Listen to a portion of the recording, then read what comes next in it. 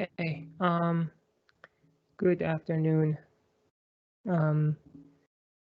So I think everybody should have already seen their grades. They are released on Learn. Next quiz will be released on Monday, and it will have the same deadline as this one on Friday. Your lab 3 deadline is also coming, so if you haven't already started, definitely get started on that one. There won't be any extensions to the deadline, as mentioned before. So there were 2 questions that I posted on Piazza that you'll have to ignore the feedback and the answer on Learn. So for those 2 questions, definitely see my post on Piazza. Yeah, I don't think there's any more announcements to make. So if you have any questions, definitely don't hesitate to ask. Okay, let me get started with the lecture today. So where are we? So we're talking about multiprocessors. We talked about properties of multiprocessors. Then we switched to the topic of running multiple threads in a multiprocessor and what challenges that might have. As a first order of business, we talked about locks and lock contention. We provided multiple ways to deal with it. Then we said, okay, if none of those work, then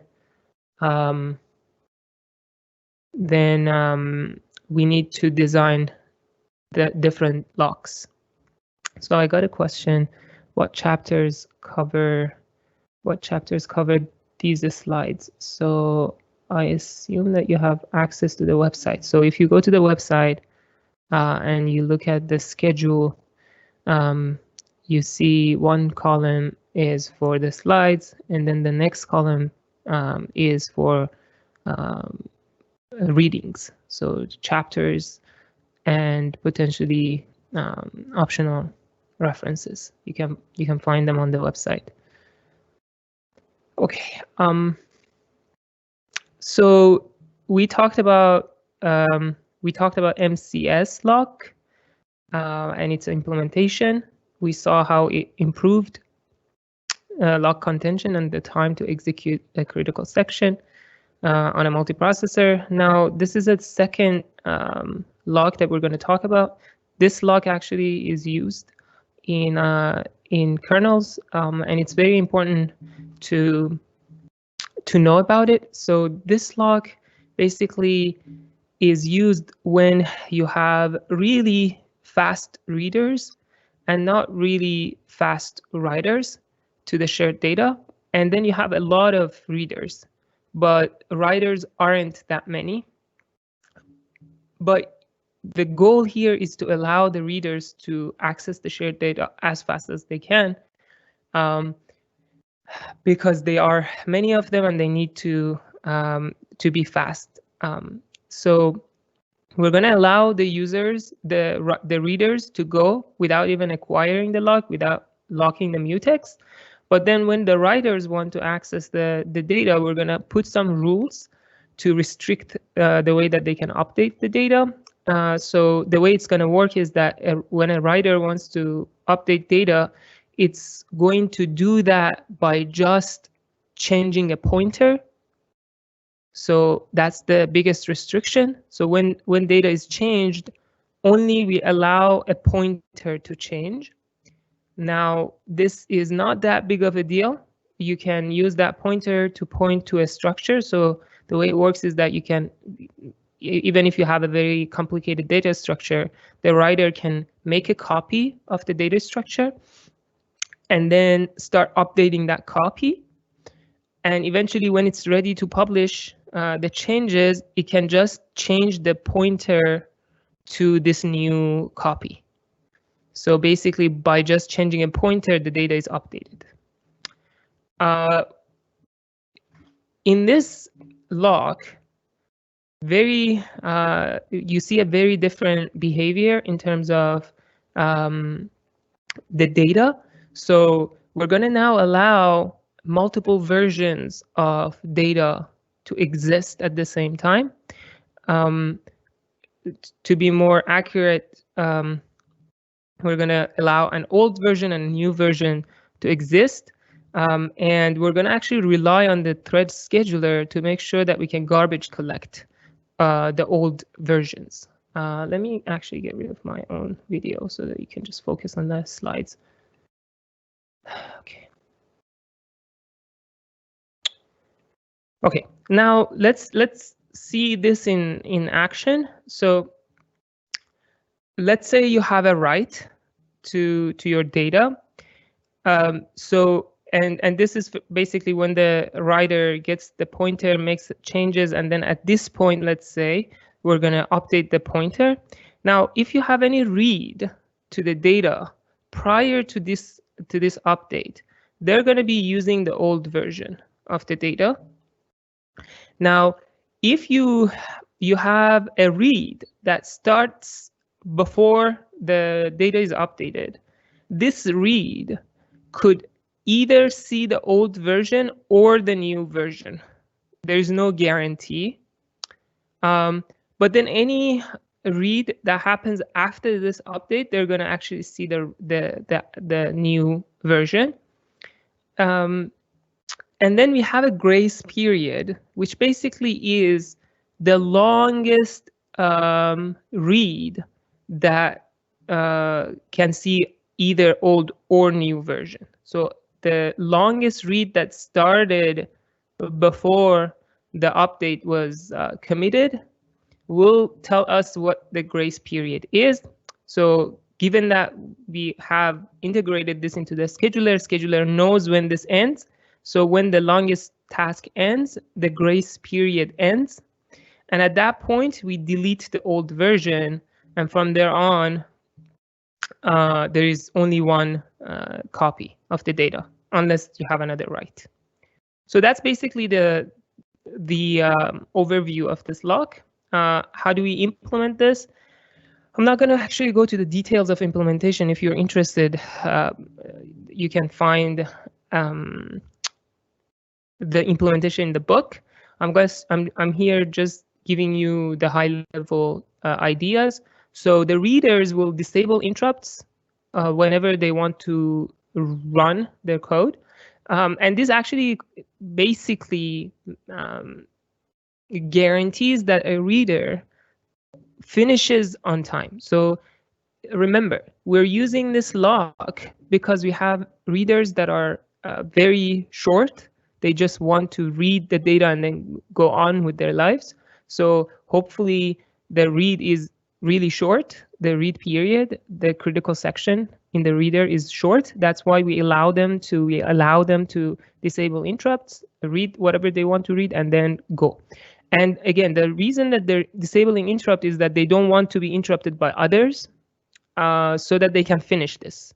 They can finish as fast as they can. But then we're not requiring them to acquire any sort of lock. The things are a little bit different for the writers.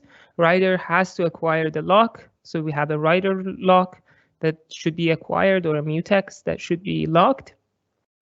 Then they do any computation, any update that they need to the structure, and then they publish a new version with just an atomic instruction to just change the pointer, and then they release their lock. They will wait until the grace period ends, and at that point they get signaled by the scheduler, and then they delete and garbage collect the old version. Okay, I got a question here.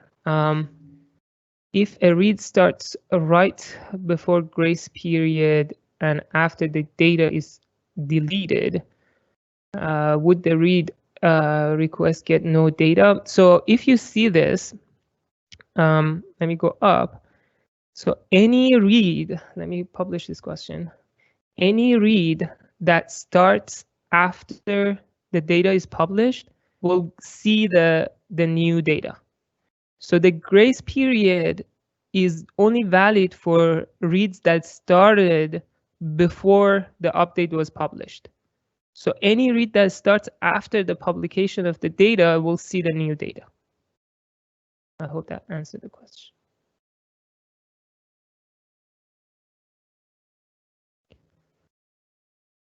Okay. Okay. So now we're now to the point where we can actually now start talking about scheduling multiprocessors, because throughout the lecture so far, we've seen the properties of multiprocessors. We've seen properties of multi-threaded applications. So we know our application, we know the platform. Now let's talk how we can talk about how we can manage that platform for the applications that we have.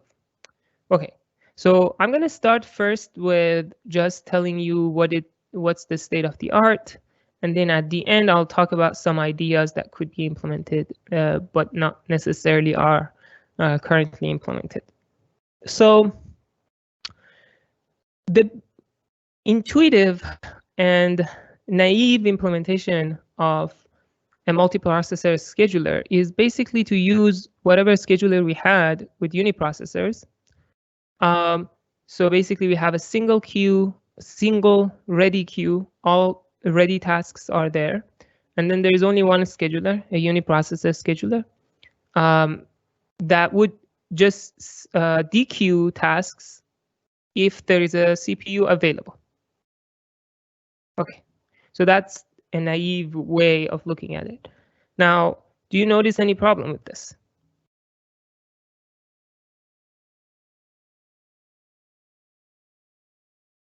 I'm going to just wait to let you think.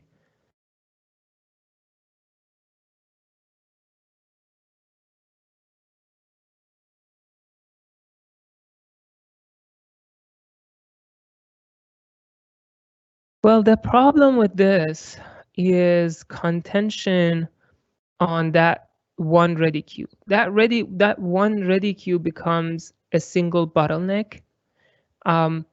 You could imagine that the scheduler code is just piece of code, a kernel code, will run on different CPUs, or to basically any CPU that has availability will just want to get a task, right, out of this queue.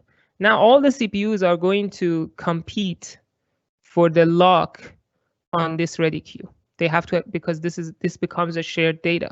They have to acquire the lock on it, dequeue a task, basically update the state of the ready queue, and keep going.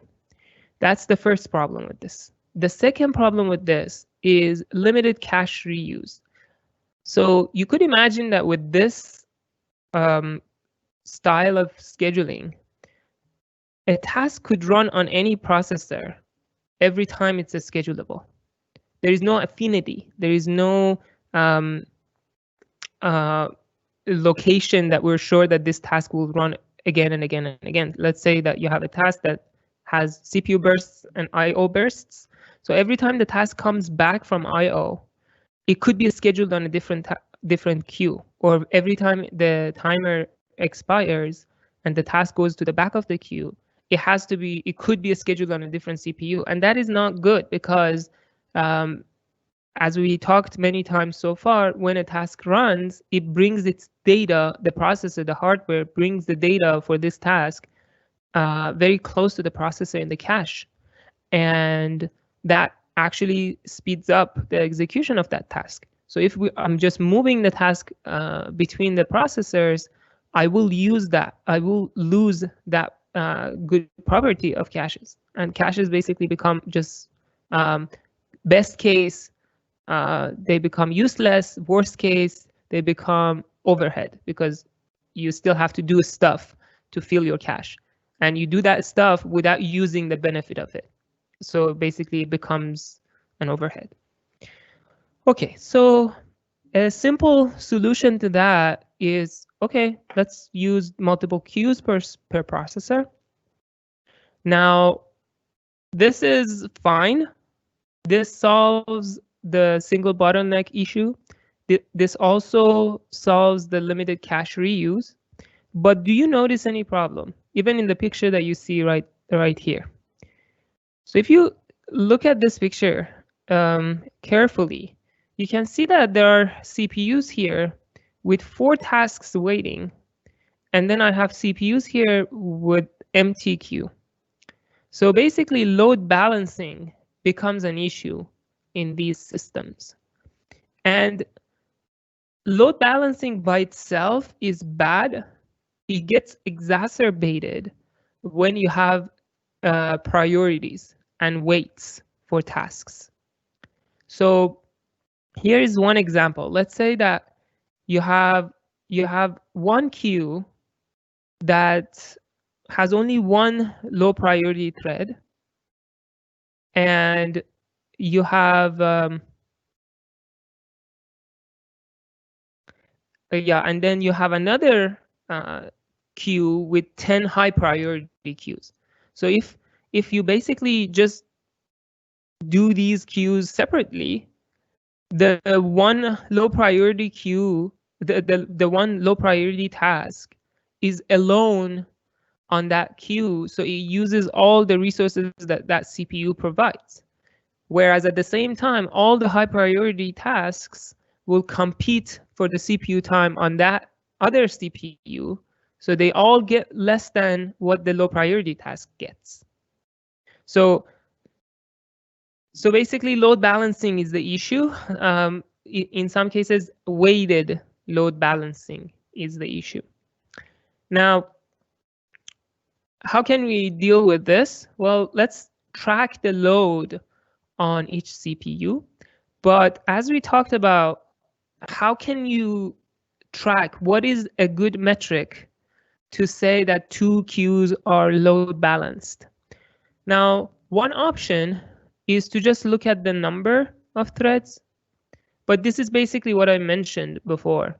Let's say you have 2 queues, both of them have 2 tasks, but in one queue, both of them are low priority, and in the other queue, both of them are high priority. So from the number of threads point of view, you have load balancing. Each queue has 2 tasks. But then are you really doing fairness in terms of weights and priorities?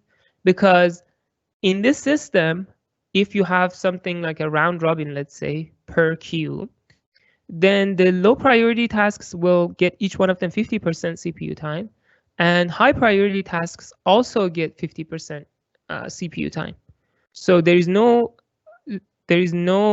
difference in how the system is treating high priority and low priority tasks, and that is bad. Okay, so the second option is, okay, let's consider threads weights when we calculate the load of each process.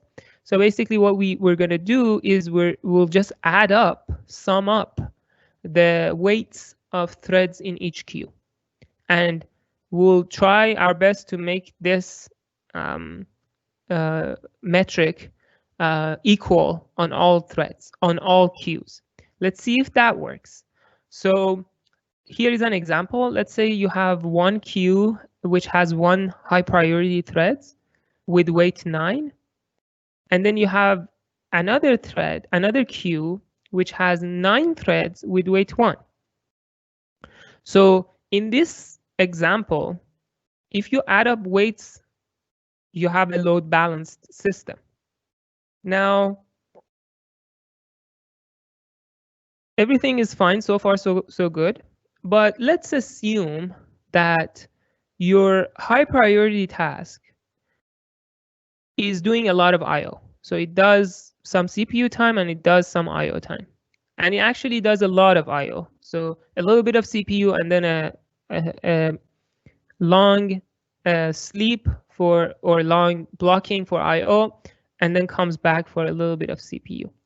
Now, if you have such a system, you can clearly now see that your resources are being wasted, because while all those 9 low priority tasks are running on their own dedicated CPU, the other CPU is basically empty. There's no tasks running because it only has one task, and that one task is doing I/O. So you get one CPU that is idle and all the other CPUs that are working, which is a problem. Okay, so let's fix this. This brings us to the third option, which let's consider all three: the number of tasks, their weight, and the CPU utilization. So this actually is a metric that is called a load, and it's used in Linux completely for scheduling. And the idea is basically to multiply the utilization by weight and then add them up on a CPU. And there are ways to make this even usable when you have threads from different processes. So here's the issue. I'm going to just mention the issue for those of you who are interested. So the issue is, let's say you have two processes with equal priority. So you have process 1 and process 2, both of them have medium priority. Now, what happens if process 2 creates 1,000 of threads, whereas process 1 only has one thread? Now, here's the important question that the scheduler has to answer.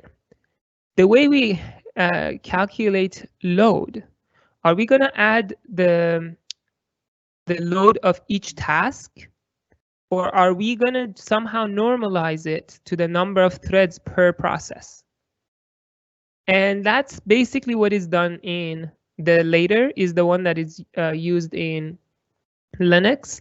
So this actually sort of makes sense. So all the threads within one process should share the weight of that process. So we're going to normalize the weight that each thread has by the number of threads the process has. So if the weight of process is 10 and it has 10 threads, then the weight of each thread becomes 1.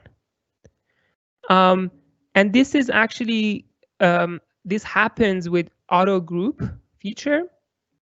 So for those of you who are interested, you can definitely look into it. When a process or a thread creates new processes or threads, all of them will share the weight. They would be put into the same group as their father, so that they all share the same weight. Okay. Now, is load balancing simple? This is a quote from Linus Torvalds from his article in 2001. I believe this is the third quote or second quote I'm showing you.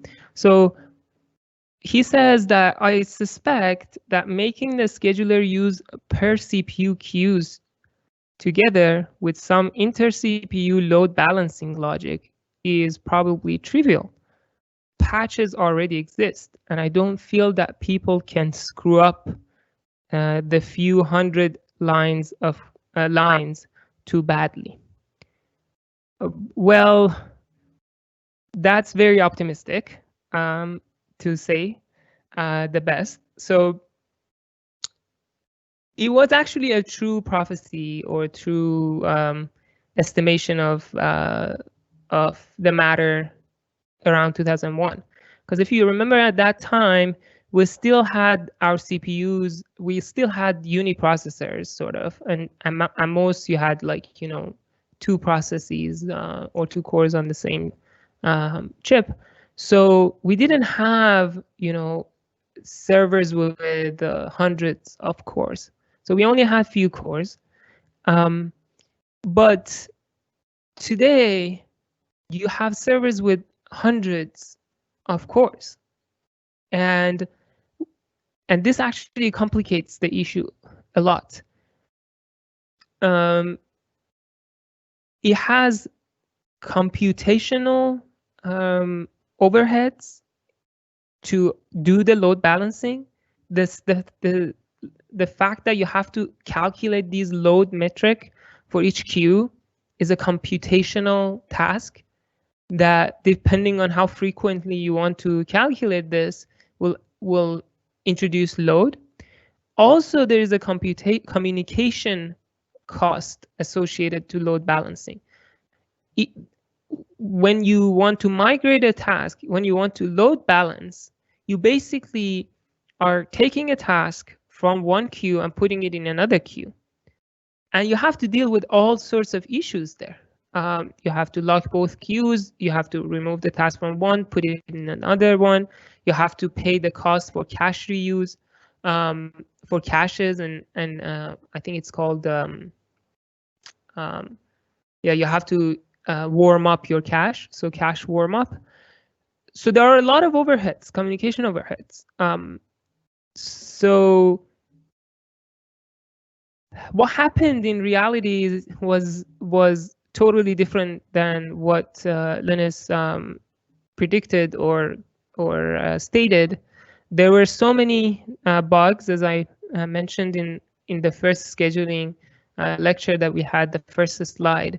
In some cases, the lack of load balancing or doing it wrong caused all the way up to 138x slowdown in some threads.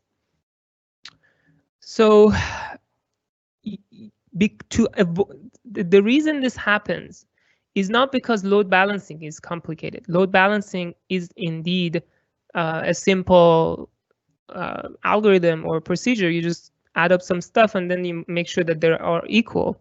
But because of those costs, schedulers started to do these load balancing stuff very infrequently. So as much as they could, they would push it further and further because it would introduce a huge cost. And they started basically optimizing these load balancing procedures. And all those optimizations that were done were based off of heuristics, and all those heuristics were not always accurate or accurately implemented, at least, or had accurate ideas behind them. So they all led to a ton of bugs in Linux scheduler. Okay, so one word that I have to introduce before we end this particular slide is the word that you might hear a lot, which is called work stealing. So this comes from the fact that we're going to delay the load balancing as far as we could. In worst case, we will delay this until one processor becomes idle. So we don't do load balancing, we don't do load balancing, we don't do load balancing until one processor is basically idle. At this point, this idle process starts looking at everybody else's queues. And if there is an overloaded processor in the system, and the cost of migrating a task from that processor is not more than the waiting time for that task on that queue, then the idle processor will steal that job or that task or that thread from that queue. And that is called an emergency load balancing or work stealing. Okay, so sometimes we don't really want to pay the overhead of load balancing. Sometimes cache reuse is very important for us. So we might actually try to set where each thread or task runs and take away this flexibility from the operating system to load balance. So there are different affinities that you could have. So basically, process affinity means that you're going to just assign a task to one processor and the task cannot migrate. Now, migration basically means you take a task from one ready queue, you put it in another ready queue.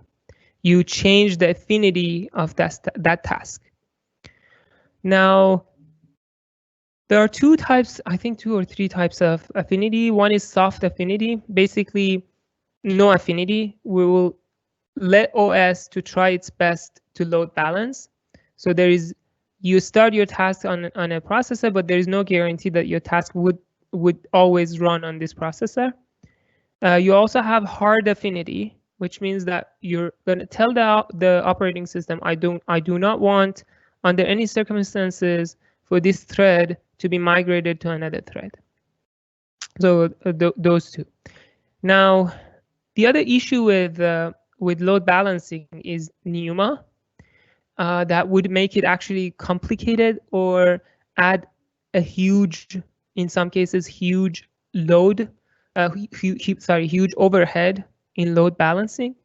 So we talked about NUMA at the beginning of this lecture, and this is a time for us to go back to NUMA and see the effect of load balancing, the effect of NUMA property on load balancing. So if you remember, I'm going to just quickly recall overview the NUMA effect for you. So NUMA was, each processor has a local memory module that it can access very fast. And it also can access other memory modules that are local to other processors, but it would take more time, because now the processor has to go into multiple hubs to access the memory, and that actually takes time. So therefore, when a processor issues a load or a store, depending on where this the address resides, in its local memory module or in other processors' local memory module, it would take different amounts of time for the instruction to execute. Now, this has great impacts when you want to migrate a process. So intuitively, you always want to migrate a process to, if you have to migrate it, to the closest node to you. So in reality, here is an AMD system that you can see. You have NUMA domains, and that basically means how many hubs each processor has to go to access the local memory of another processor. So in this picture that you can see here, we have, from the perspective of this die, this could actually have multiple cores inside. This is one die. I think it has 4 cores inside, 4 or 8 cores inside, or 4 or 8 processors. So all of the processors here will access their local, they probably share a memory module here. So the orange symbols here are local memory modules. Now, any of those cores that need to access the memory here or here or here, they have to go one hub away. So either they have to go here, because as you can see, they're connected, or has to go to die 2, or has to go to die 1. So therefore, all 3 of these dies, their memory modules are one hub away from cores in NUMA 1. So that's why we call them NUMA 2. Now let's say this core, a core in die 0, wants to access memory here. So to access that, it has to go 2 hubs, or one big hub here. And that puts everybody here in a second level of NUMA. Again, these domains are defined from the perspective of cores. So if I look at cores here, then my NUMA nodes are different. So this becomes NUMA 1. Die 1, die 0, and die 3 become NUMA 2. And all these 4 become NUMA 3. And if I want to do it from the perspective of cores here, then this becomes NUMA-1, these 3 become NUMA-2, and all 4 of these become NUMA-3. So the domains are not fixed. It's based on the perspective of the core that you're interested in.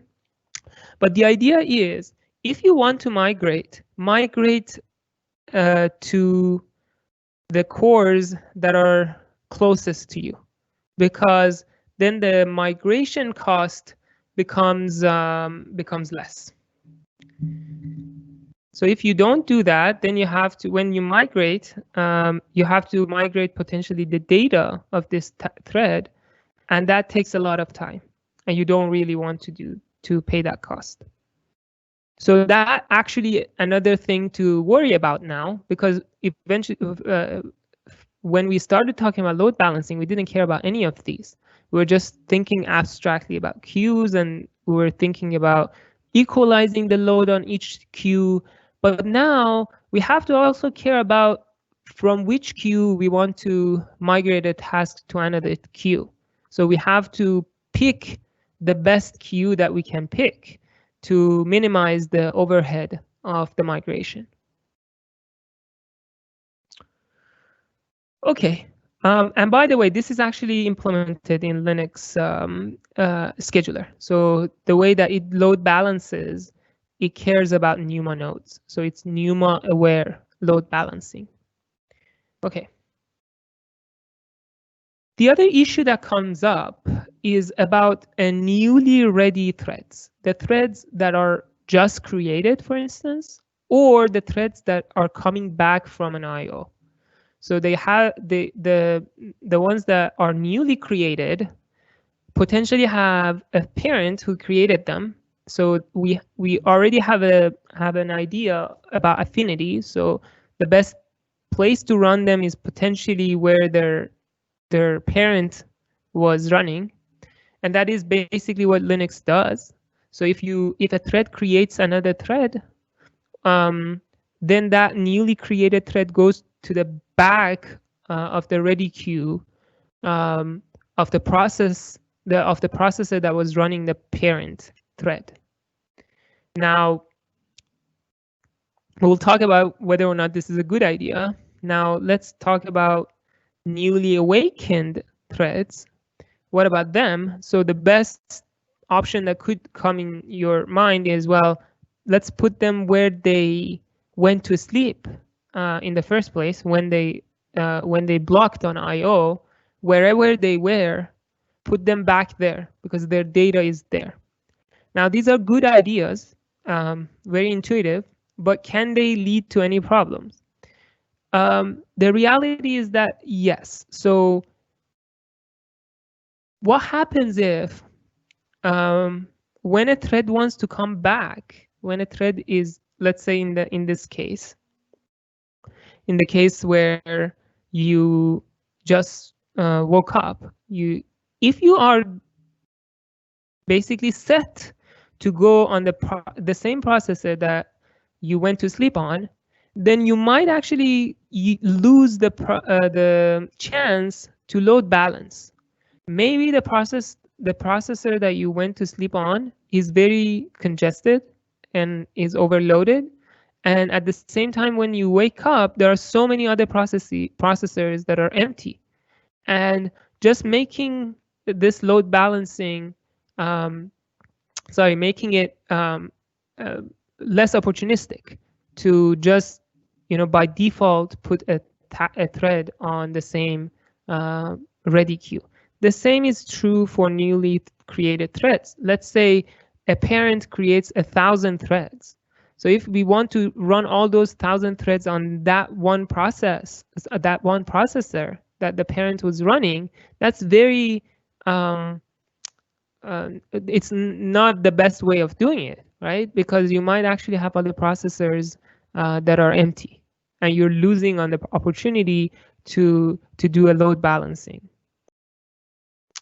So one option to deal with this is to basically, at the time that a newly ready thread is going to be assigned to a ready queue. So because it's going to come out of a waiting list or queue of an I/O device or a lock or whatever. Now, when I want to put it back to a ready queue, I can run my load balancing, see which queue is the best, has the least amount of load, and then put it there. Now, this is a little bit tricky because you might have ready queues that frequently get empty and then full, empty and full because of the nature of their tasks. So let's say you have a lot of threads or processes running on this queue, on this ready queue, that would do some I/O and then some CPU. So basically all of them will do CPU and then they all do I/O. So it gets empty and then full, empty and full. So in order for us to get a good hold of what idle queue means, we're going to actually look at how long a queue has been idle. So in the case where you have, frequent I/O CPU bursts, probably the queue hasn't been idle for a long time until the threads come. So basically, the way that schedulers do this, they look at other ready queues. They see if there is an empty queue. Then they look at the period of time that queue has been idle. And if it is more than a threshold, they would put this newly ready thread on that idle queue. Otherwise, they will just use the affinity that we talked about here. So either put it on where their parents come from or put them where you running before. Okay, the other consideration that we have to mention and goes back to what we started this lecture about is energy efficiency. So if you remember, we actually started this lecture about this property of multiprocessors, which was heterogeneity. So in a heterogeneous processor, you have different types of processors. So the difference in processors is introduced, as we talked, to have high performance cores, but then those high performance cores also consume a lot of power. And then you have low performance, but then also low power cores in your system. So the goal of energy efficiency scheduling is to maximize performance per watt. And this is very much what it is in operating systems for cell phones, for watches, because in those cases, the critical resource that you have is your battery. So you want to get the highest performance possible per watt. So you also care about how much power you consume. Now, how do we do this? The way to do this is basically we're going to just assign a capacity to each core. We're going to say how capable in terms of performance is each core when they're running on their highest frequency and voltage. We're going to also have a table that tells us for each voltage and frequency level that a core can run, how much power they consume. So given these two information, we're going to estimate how busy and how big each task or each CPU is. So if we have those information, then when we're doing load balancing or when we're assigning a thread to a CPU, instead of caring about performance and balancing the load, we'll care about energy efficiency.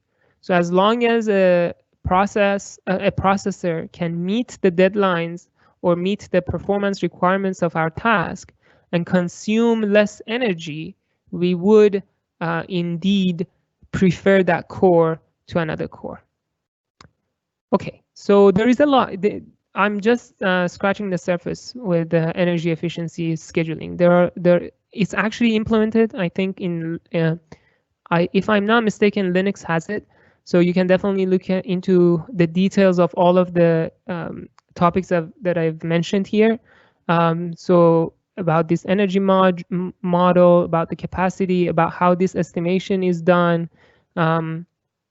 So again, I'm just throwing out the big picture, the topics. For those of you who are interested, definitely look it up. It's nice to know that these exist and have been implemented, so that if time comes that you're potentially writing your own operating system or working on a big operating system's modules, you know what is available to you. Okay, so before moving on, let's go through a history of Linux CPU schedulers. So this would be the end of I think the last slide I have. I'm not quite sure. We can look it up. Let me see how many more slides. Yeah, so I think this one and the next one are the last slides I have on what is the state of the art. And after that, I'll talk about some ideas that are not necessarily implemented, but could be implemented. Okay, so the first known scheduler for Linux, not first known, but the famous one, was the ON scheduler. That was Linux kernel scheduler from, I think, version. My mouse. Let me see. Okay, so it was used from version 2.4 to version 2.6, and so this one only had one ready queue for all CPUs. So it used the most basic approach to allocations, to scheduling of multiprocessors. So it only had one queue. And it had a high algorithmic complexity. And as a result of these two facts, it really performed poorly for highly multi-threaded workloads. In 2003, it was replaced by O1 scheduler, and O1 scheduler ran from version 2.6 to 2.6.22. So what were the changes that they made? It was better scaled to multi-threaded applications. It had multiple queues for each processor, and the way it achieved the scalability was by restructuring how tasks are maintained. So most of the operations that you would do to the ready queue is basically, if you think deep about these ready queues, they have to be some sort of priority queue, right? They have to sort tasks based on their priorities, weights, or whatever. So depending on what kind of scheduler you're implementing. Now, in the O1 scheduler, most of the operations that you would do on this ready queue were O1. Literally, the complexity of the algorithm was O1. So when you insert a task, it has to be sorted. When you delete a task, when you restructure your queue. So most of these operations were O1. And that's how the name was put, O1 scheduler. But the problem with O1 scheduler, I actually mentioned it somewhere in the, I think it was in the uniprocessor scheduling lecture, that it wasn't that friendly with interactive applications. And the reason for that was not that they didn't want to be friendly with latency sensitive applications. They actually wanted to run latency-sensitive applications as fast as they could, but then they started guessing what application is latency sensitive and what application is not. So in O1 scheduler, there were so many heuristics on determining the type of an application. And sometimes these heuristics would identify an application that was really not interactive to be interactive, and an application that was actually interactive to be not interactive. And as a result of this misclassification, the scheduler would do suboptimal decisions in scheduling the latency sensitive applications, and that's where it came from, the not being friendly with interactive applications.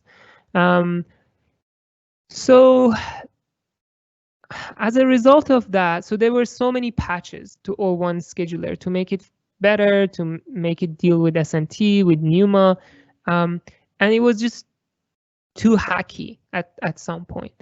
And as a result of that, in 2007, it was replaced by completely fair scheduler. From version 2.623 until now, the scheduler has been completely fair scheduler. So it changed the complexity from O1 to O log n. So with this regard, it was not an improvement, but it implemented weighted max-min fairness, or basically fair scheduling. And it optimized a lot of corner cases that existed in O1 scheduler. It was NUMA aware, it was SMT aware. So it fixed most of the issues that existed with O1. But I think the success of completely fair scheduler is where the name comes from. It's from the fair scheduling. So, and it's very flexible.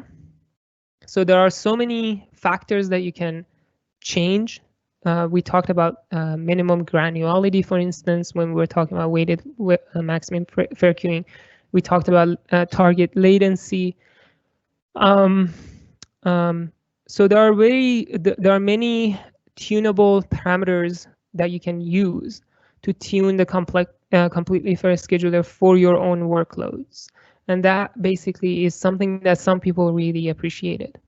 Now, after that, there have been multiple other schedulers. So BFS, Brainfuck scheduler, is one of the most famous ones. So it was introduced in 2009, and according to its writer, the writer is a very is a kernel contributor for a long time. So that's why it got to be famous, because I would assume that there are so many other schedulers, but not as famous as this one. So this one was not intended to be used for kernels, but it actually was well received when it was released. It was very simple. So it went against all the complexity that was introduced in previous schedulers. It simplified, sort of, quote, simplified the scheduling process. It went back to using only one queue for all CPUs, which later on actually the programmer changed his idea about that. So it got replaced. So BFS got retired, and now if you want to use those ideas, your best choice is multiple queue skip list scheduler. So yeah, in this one you go back to having multiple queues per CPU, because the cost of having only one queue for all CPUs was basically too much. Okay, so this is basically the state of the art, and I assume there are so many other schedulers out there that that are not included. Here I'm just listing most famous schedulers that have been used in Linux, in mainstream Linux. Okay, now let's go to the other part that about what should be done in a multi-threaded environment. Let me see what time it is.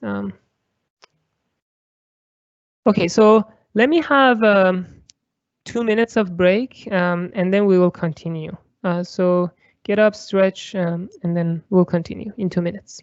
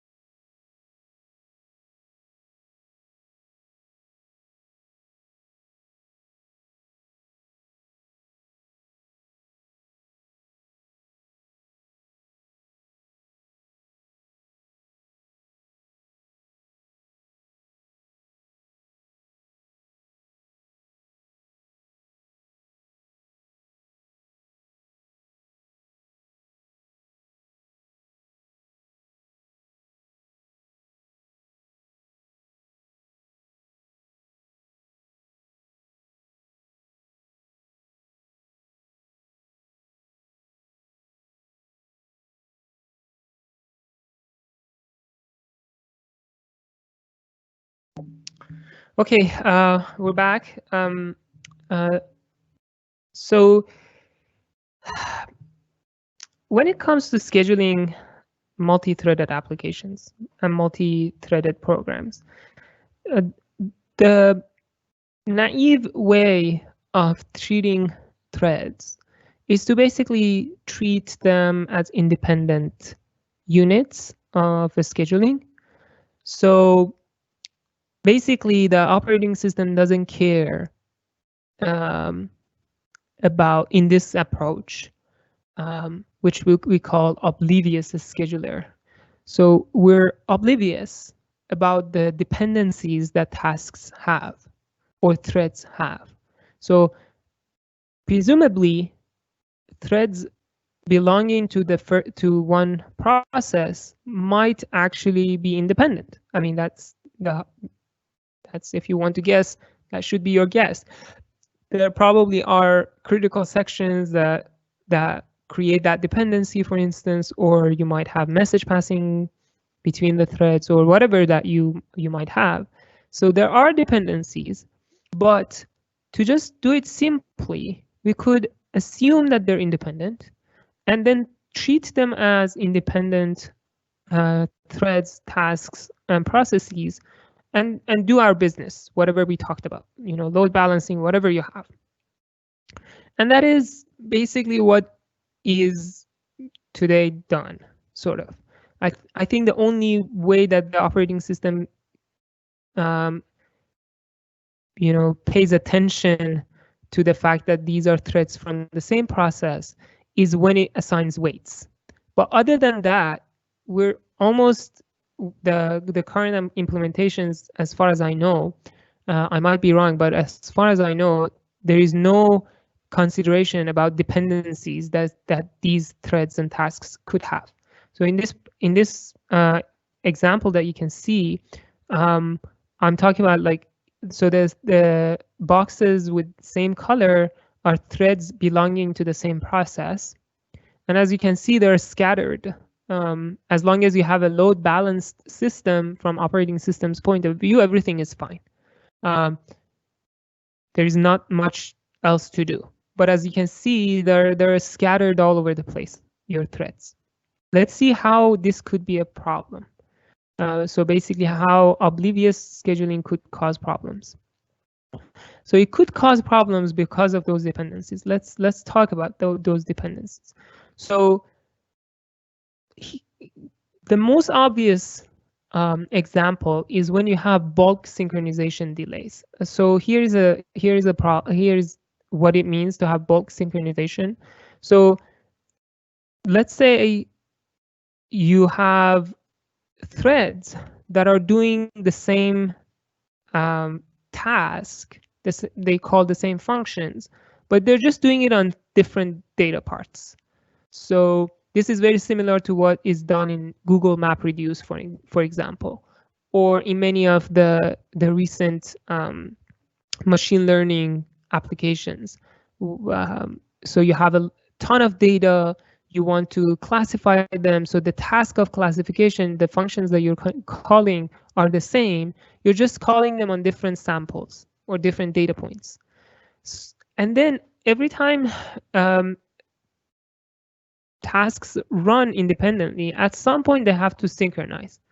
Let's say you want to do a weight update in machine learning, or you want to, in MapReduce, you want to reduce a task, or it's the end of the map task. There is some sort of communication between all these independent tasks. So they all synchronize at some point, and then they keep going. The second phase of their schedule or their execution. So this sort of parallelism is called data parallelism. So the same task runs on different data, and at some point in their execution, they have to synchronize. Okay, now how does oblivious scheduling impact this kind of application? If you have a process that is written to be data parallel, and then your system implements oblivious scheduling, what kind of problems could you face? This is basically the problem that you can face. From the operating system's point of view, there is no dependency between these tasks. Each one of them are independent, all these green boxes. So operating system doesn't care. It could actually preempt your P1, P1.3, so thread 3 could be preempted. It's very benign thing to do if tasks are independent. All I'm doing is just delaying P1.3 because maybe P2.x was higher priority, or maybe timer expired, whatever. But by doing this, I'm actually delaying all the other cores, because these other cores and these other tasks need to synchronize with this P1.3. And that's why delaying P1.3 delays all the other ones. So here is one example. The other example is another type of parallelism. It's called pipeline parallelism, or producer-consumer parallelism, where you basically have multiple stages. We talked about it actually in the same lecture today, not today, but I think it was the last lecture. So each thread works on data, produces data for the next thread. Now let's say all these threads are running on different processes, different processors, and from the operating system's point of view, they're independent, right? In reality, they are dependent. Now, if the operating system delays each one of these tasks on its own CPU, it basically delays the entire application by that time, because any delay that is introduced in any of these tasks will delay the entire application, because all the other tasks that are dependent on this task will have to wait for the data from this thread or task, and they all get delayed. More generally, this is a problem with if you have, chains of tasks that are dependent on each other, that you have communications between tasks, you have synchronization between tasks. So for all those scenarios where you have dependency, then oblivious scheduling could really harm performance of your application. Now, how do we deal with it? One idea that has been proposed, I'm not aware of any scheduler that has implemented it, is gang scheduling. So the idea with gang scheduling is to schedule all tasks or all threads belonging to the same process at the same time on all available CPUs. In this way, we're basically giving all the threads the chance to advance their goal for this process. As you can see here. So we're dividing time into time quanta, and then in each time quanta, we're running the threads belonging to one process. Now, obviously, this is not the best thing to do with CPU time. As you can see, here CPU time is wasted from P1.3 to P2.3, and in some cases, a process doesn't have enough threads to exhaust all available processors. So it's kind of like wasteful. An alternative to this, which actually is used to some extent in data center settings, is a space sharing. So what this means is, let's divide our processors to sets and then give each process, dedicate each set of processors to each process, so that each process can run only their tasks on these CPUs. So as you can see in this case, we have allocated CPU 1, CPU 2, CPU 3 to process 1, and CPU 4, CPU 5. Oh, there is a typo here.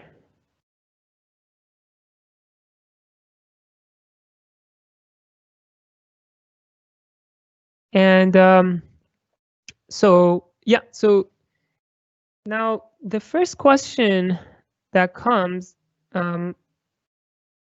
after seeing this is, okay, this sounds like a promising idea. It deals with many of the issues that we've raised. But how do I know how many CPUs each thread, each process needs? So that's a good question to ask. Now, you somehow, if you start like in one way or another, those of you who end up doing some sort of profiling for your applications, you start your startup, you're working for a company, they say, okay, this application is very slow. We want to, speed things up, go and profile this application, see what we can do. So at some point, you're going to do something along these lines. You're going to start running your application on different number of processors. You're going to change the number of threads that your application has. And this is typically what you will see. So if you have an application with perfect parallelism, that everything is parallelizable, there is no dependencies between tasks, then you have no lock contention. I mean, if you have no dependencies, then there is no lock in your application. So in perfect world, you will get something like perfect parallelism. So as I give you more processors, you can basically divide your task, your job, your process into smaller chunks and speed things up linearly. Now, in reality, though, you probably have synchronization, you have overheads, you have communication. So as you increase the number of processors, the benefit you get from an extra processor diminishes. So you have diminishing marginal returns. You have this sort of concave function here, which would be your performance as a function of the number of processors. So in this graph, on the x-axis, you have number of processors, and on the y-axis, you have the performance. So this is where we have to start talking about Amdahl's law, one of the most famous laws in computing. So here how it comes. So we want to basically estimate the speed up that our application gets if we give it another processor. So that's the task that we want to focus on. Now let's say if I only give one processor to my task, it's going to take T1 seconds or T1 time units. Now I'm having one processor for this task. So all the serial portions and all the parallelizable portions, it doesn't really matter. They all are going to run on this one single processor. Now, let's say I'm giving this task 4 processors this time. So the serial portion of my application is going to run as before. It's serialized. So I cannot use the extra processors that are given to me. But then the parallelizable portion of my application, I can actually divide them to smaller chunks and run them in parallel and get some speed up there. Again, the same thing with the serial portion, no speed up. With parallelizable portions, I get some speed up. Now let's assume, so now we want to calculate this speed up, right? Which is T1 divided by Tx. If I give you X number of processors, how much speed up do you get? Now, let's say that F is the parallelizable portion of your application. Let's say 90%, 95%, whatever you wish, right? Whatever this F is. So 1 minus F would be the serialized portion, which won't be sped up. So you're going to get this cost no matter how many processors I give you. This is for the serializable serial portion of your application. Now for the parallelizable portion of your application, which is F times T1, you can shorten that time as I give you more and more processors. So you can divide it by X. Now you can actually cancel out T1 from the numerator and the denominator and get this formula, which here is a graph for it. So in this graph on X-axis, I have the number of processors, and on the Y-axis, I have the speed up. Now each line here is for a different parallelizable portion, so for different Fs. So here F is basically what portion of your application is parallelizable. And this is something very astonishing to pay attention to. Let's say your application is 95% parallelizable. So only 5% of your application is serial. Let's say you have, a critical section or whatever. So only 5% of your application is serial. With 65,000 cores, you get 20x speed up. So this is far, far, far, far away from linear speed up, if you ask me. So I think it's kind of like linear all the way to here. Yeah, so you get good speed up, but then this diminishing marginal returns kick in. Now, one thing to then ask is, okay, what portion of my application is actually parallelizable? That's a good question to ask. What is the F for my application? Is it 95%? Is it 50%? Is it 25%? What is it? And if you ask these questions from real good programmers, they probably don't know. So even if you write your own application, there's a good chance that you don't know what portion of your application in reality is parallelizable. But can we do something about it? Can we estimate what portion of my application is parallelizable? And the answer is actually yes. So let's look at the speed up formula we got from Amdahl's law. So this is basically the Amdahl's law, the formula. Now, what I can do is I can run my application on any number of cores I want, and I can measure how much a speed.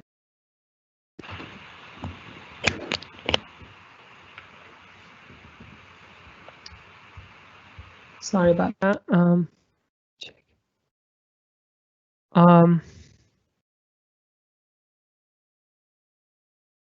assume you have my voice now. Okay, so one thing I can do is I can run my application on any number of cores, and then I can measure how much speed up I get.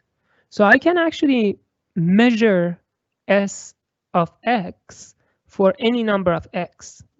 So I can set x to any number I want, and then I can measure the speed up. And now if you look at this formula, every variable is known but f. So I can actually calculate f. And this is the formula for f. So it's just the inverse of what you see in Amdahl's law. And it has a name. It's Karp-Flatt metric. Now, the question that you have to answer is, well, what should I set x to? What should be the x? What should be my measurement?